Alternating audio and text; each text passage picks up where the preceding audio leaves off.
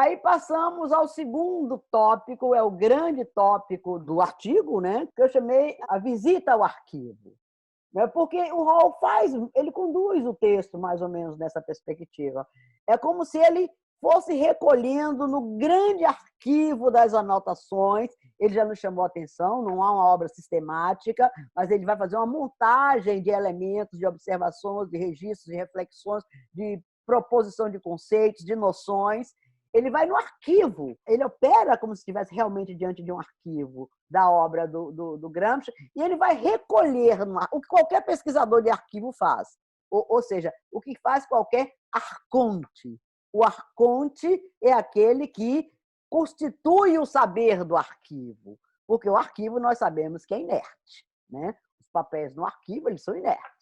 Então, é o arconte, é o leitor do arquivo que atribui uma significação ao arquivo. E ele vai fazer isso. Quer dizer, no final do século XX, ele vai retornar às primeiras décadas do século XX e ele vai ressignificar, né, vai recolher e vai ressignificar, digamos, aspectos, dimensões, insights de Gramsci para o esclarecimento daquilo que é o seu foco, que é o racismo. Ele vai fazer essa pesquisa e é muito interessante porque aí eu vou, pela primeira vez, eu vou compartilhar rapidamente aqui a tela. Uma vez que nós temos um compartilhamento, eu vou ler para vocês. Isso não é propriamente um epígrafe, porque essa é a conclusão do Hall, certo? Mas eu acho muito interessante entrar no arquivo com essa ressalva, né?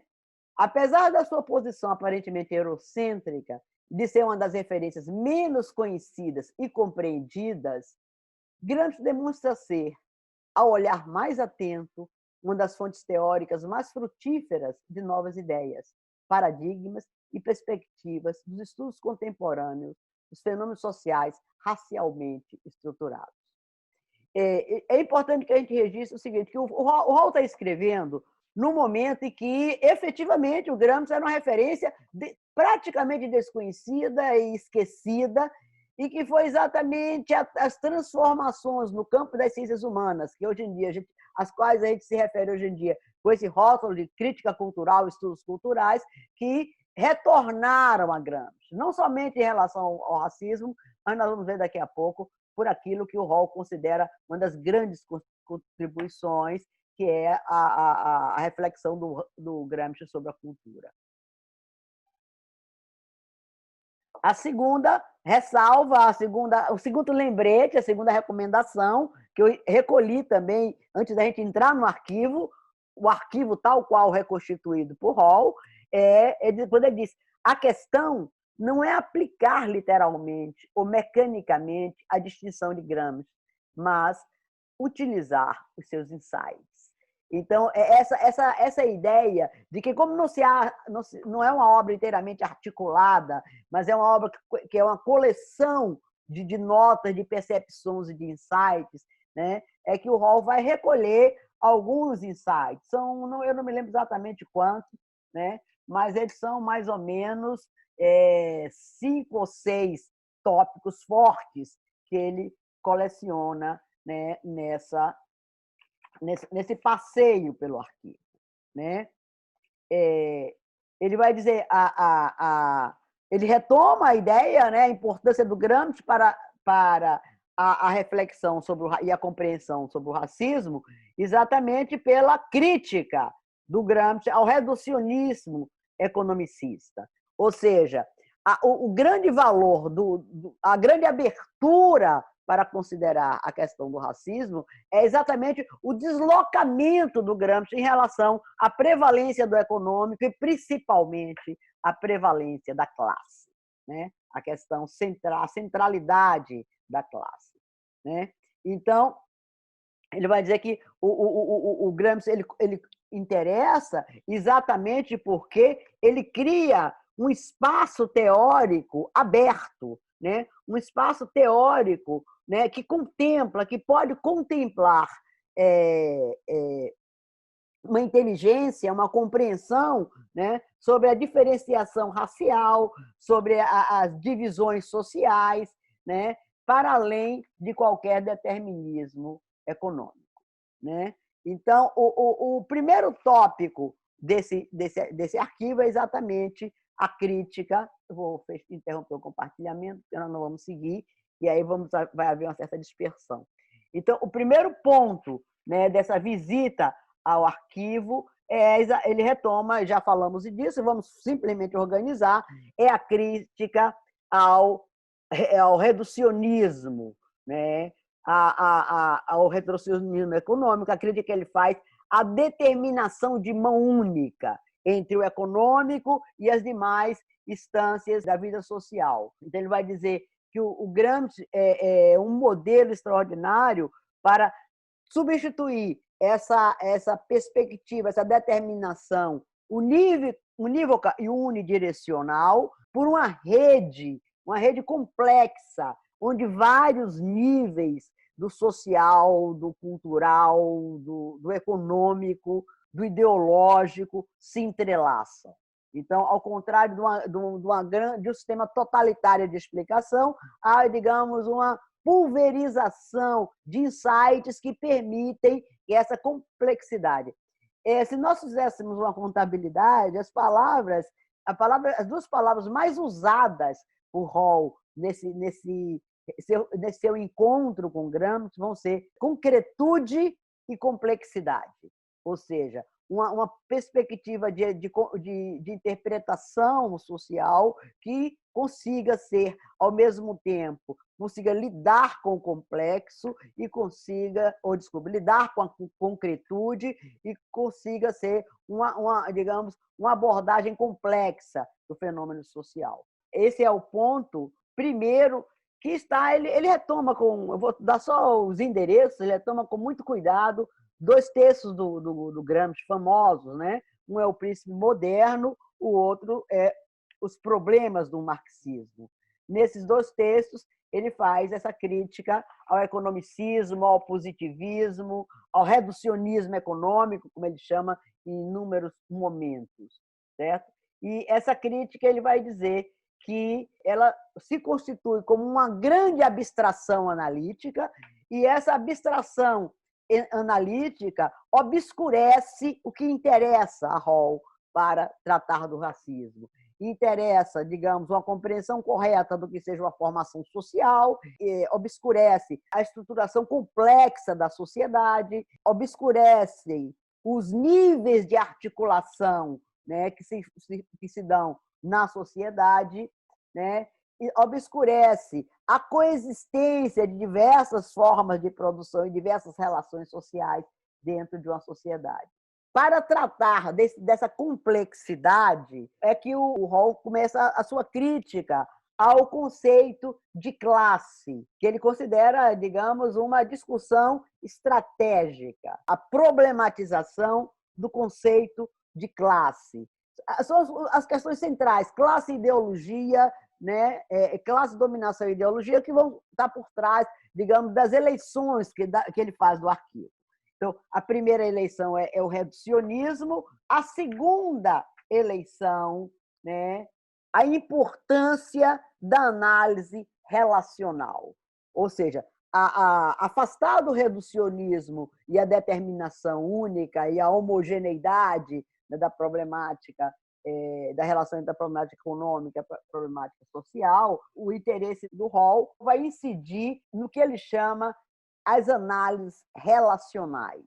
Ou seja, ele vai dizer que todo processo social ele é uma arena onde se debatem forças favoráveis e forças desfavoráveis, forças adversárias. Ou seja, essas forças, elas emergem e elas submergem, mas essas forças não são nem absolutamente permanentes, nem podem ser absolutamente recalcadas.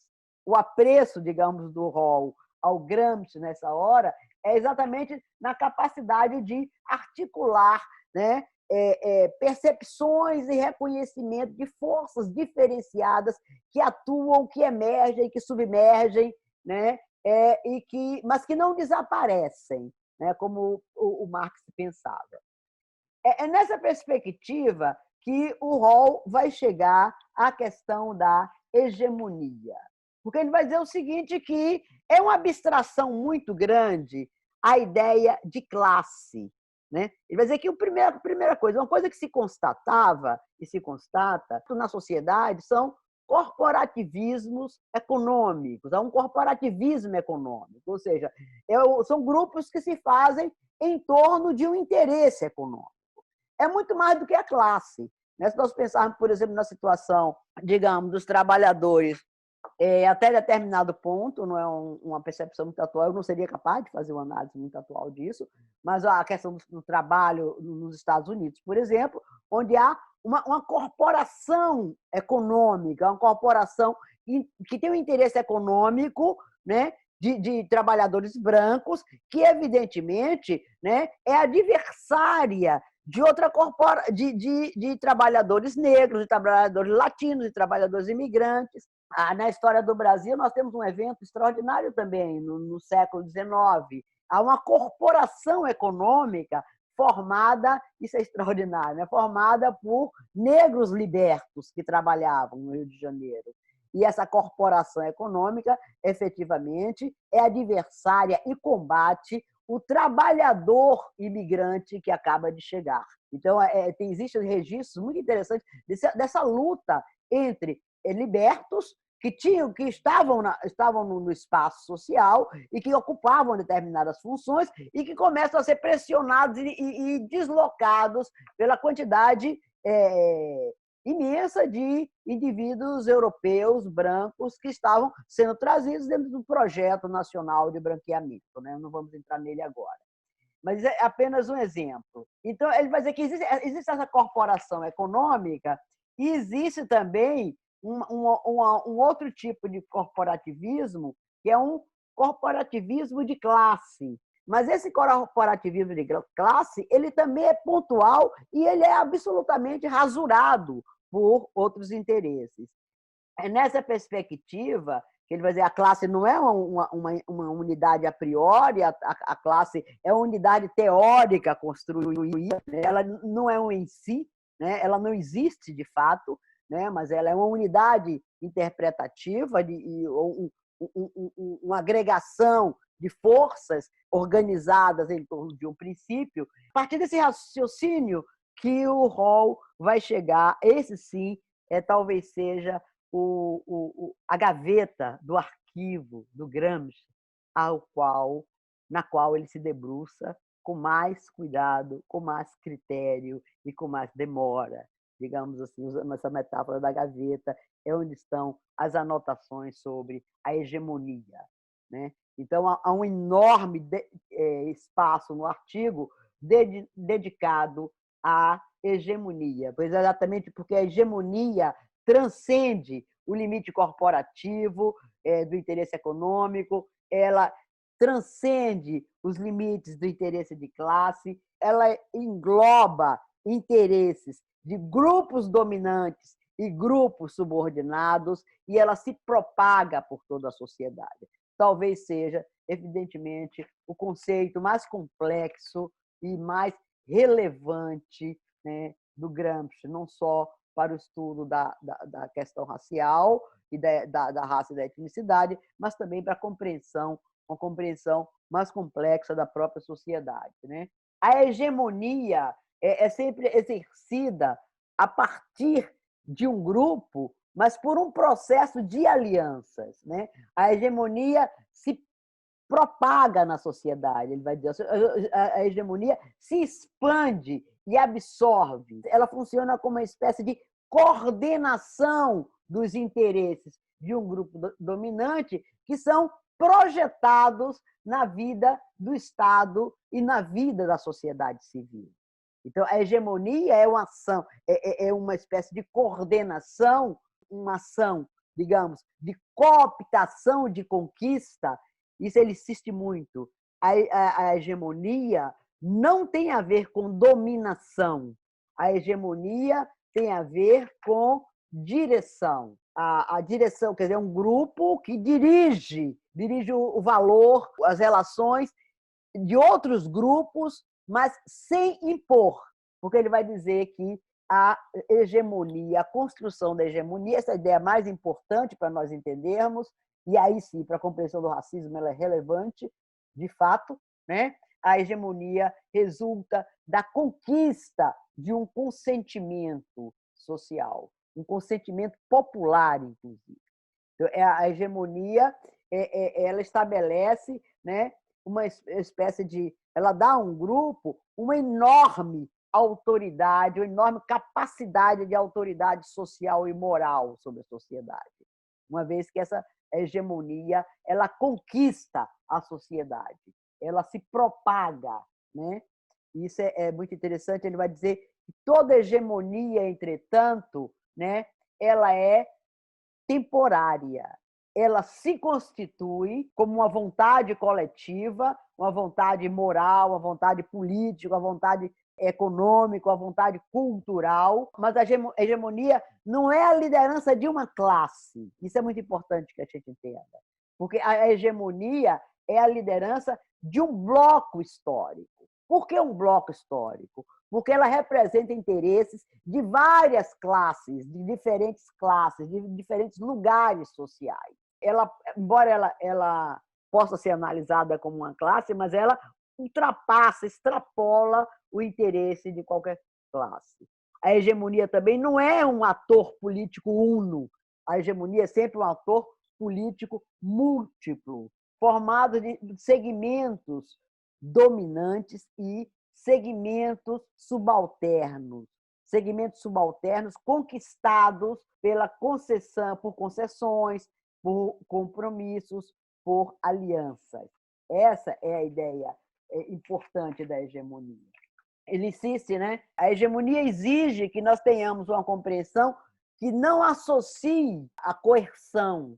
A hegemonia, ela consegue estabelecer, digamos, eu diria quase uma dialética, uma composição, né, entre dois termos que são opostos, coerção e consentimento, mas a hegemonia consegue esse paradoxo de articular coerção e consentimento, né? Ela trabalha para essa conquista de consentimento social. E é nesse sentido que eu poderia lançar para vocês uma proposta muito objetiva, né, que não será para realização imediata, mas é um tópico para nós discutirmos quando chegarmos a esse texto, que é a hegemonia branca brasileira. Como ela se constitui e, principalmente, porque o Hall vai dizer isso, que a hegemonia é sempre temporária, e quando uma hegemonia se transforma em crise, é sinal de que essa hegemonia está prestes a ser deslocada. Esse é talvez o momento mais instigante para nós pensarmos o racismo brasileiro. Quer dizer, como se constitui a hegemonia branca? Qual o papel da ideia de democracia racial na construção da hegemonia branca no Brasil? O que é que significa, né, a crise dessa hegemonia? A crise dessa hegemonia não significa o seu desaparecimento, mas significa o desaparecimento, a diluição da perspectiva hegemônica, mas significa a contestação pontual reiterada da hegemonia. Ou seja, como setores começam a escapar e a não fazer mais o pacto do reconhecimento, o pacto do consentimento. Essa é, digamos, a grande questão. O próximo tópico do arquivo, a próxima gaveta do arquivo, né, diz respeito, vai se articular, claro, mas diz respeito à compreensão do Estado, né, a importância da compreensão do Estado, né, por Gramsci. Eu vou fazer só uma paradinha, porque foi uma coisa que eu passei, e eu quero fazer uma advertência, porque quando vocês lerem, para não fazer uma confusão. Ao longo da reflexão dele sobre a hegemonia, o Hall faz um parêntese para dizer como é que o marxismo entende a hegemonia. Então, ele começa dizendo, a hegemonia para Lenin significava o protagonismo ou a liderança de uma classe social, a ideia da liderança do proletariado nas transformações sociais, o desafio de uma revolução social, uma revolução econômica em espaços como a China, como Cuba, né? E a própria União Soviética, a própria Rússia, né? Como se fez uma revolução sem uma classe proletária para exercer a sua hegemonia. Ou seja, na tradição marxista, a palavra hegemonia significa liderança e protagonismo de uma classe, né? O que o Gramsci faz, na verdade, é uma grande ressignificação do conceito de hegemonia. E é para isso que o Rawls está chamando a nossa atenção. Volto à próxima gaveta, né, que eu já havia aberto e abandonei, que é a questão do Estado, né, como o Gramsci, né, contribui para uma compreensão do Estado que dissocie a ideia de Estado como coerção. O Estado coercitivo. Por que ele quer deslocar a ideia de coerção? Porque o Estado, na verdade, é o ponto de condensação da hegemonia. O Estado funciona a partir da hegemonia. Então, o Estado moderno, está se falando do Estado moderno, o Estado moderno é um Estado que, digamos, condensa essas relações práticas, políticas, econômicas, em torno, a partir, né, de uma perspectiva sempre hegemônica. Ou seja, a hegemônica não é da classe dominante, ele faz várias advertências. Hegemonia não diz respeito à classe dominante. O que diz respeito à classe dominante seria a dominação. A hegemonia, exatamente, é peculiar porque ela é capaz de envolver as classes subalternas. As classes subalternas partilham da hegemonia. Então, a questão do Estado, dissociar o Estado, né, como de um lugar do aparato coercitivo, porque ele vai dizer, inclusive, que com coerção o Estado não teria êxito, mas compreender que o Estado tem uma ação produtiva. Esse é o momento, isso é uma nota de pé de página mesmo, não dá para ser mais do que isso. Mas esse é o momento em que o Gramsci mais se aproxima do Foucault, que o Foucault, seria mais correto dizer, mas nós estamos na lógica do predecessor, né? O Foucault se aproxima do Gramsci. A ideia do Estado, né? O Estado moderno, como o Estado que, ao mesmo tempo que ele controla, ele provê. Né? Então, o Estado o Estado planeja, o Estado estimula, o Estado, e são palavras do Gramsci, né? O Estado incita, ele solicita, mas ele também pune. Então, ele exercita uma espécie de liderança através da hegemonia, claro. Então, é o que o Foucault vai mostrar acerca desse Estado, das políticas, do Estado disciplinar e do Estado regulador. Ou seja, a ideia de que o Estado não é um bloco monolítico de poder, mas é um ponto numa rede de relações, e essas relações elas têm, claro, no seu limite, né, controlar e favorecer um dado funcionamento econômico de um Estado.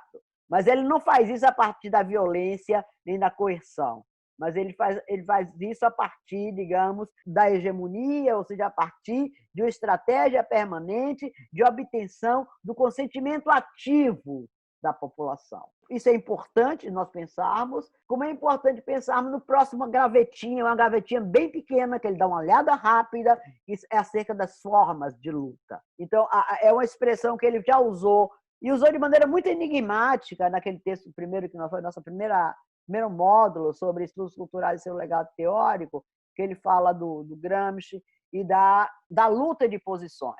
Mas aqui ele abre mais a gaveta. Ele explica a diferença entre a guerra de manobras e a guerra de posições. E que ele vai dizer que o que ele chama guerra de manobras é aquela guerra que, digamos, que estaria na prescrição, na teleologia marxista, de uma luta unificada que conseguiria destruir completamente um regime e instaurar um outro regime econômico. Então, através de uma única frente de batalha, essa guerra total que é a revolução. A guerra de manobras é a revolução, certo? E a revolução é movida por uma utopia e uma teleologia, quer dizer, ela é movida em direção a um fim que se sabe de antemão qual será.